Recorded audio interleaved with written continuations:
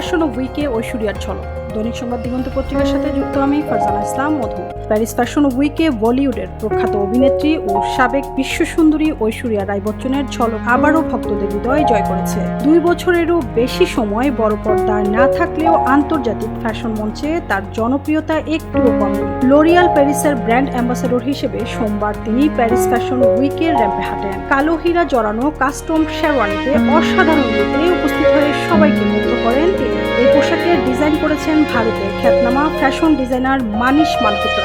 ঐশ্বরিয়ার signature Ruby lips, খোলা চুল ও আত্মবিশ্বাসী হাসি র্যাম্পে আলাদা মাত্রায় এনে দেয়। দর্শকরা উষ্ণ অভ্যর্থনা জানালে তিনি হাত নেড়ে সাড়া দেন। তার কয়েক মিনিটের হাঁটার ভিডিও দ্রুত সামাজিক মাধ্যমে ভাইরাল হয়ে যায় এবং পোশাকের নকশা নিয়ে নানা আলোচনার জন্ম দেয়।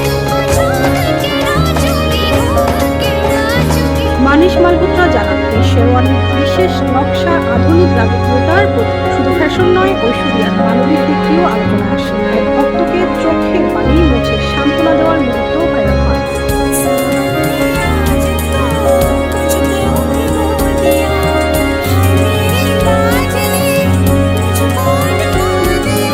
যুক্তরাষ্ট্রে বসবাসকারী কোরিয়ার ইনফ্লুয়েন্সার আদিত্য মোদিরাজু তাকে আমাদের হৃদয়ের রানী উল্লেখ করে আবেগ প্রকাশ করেন।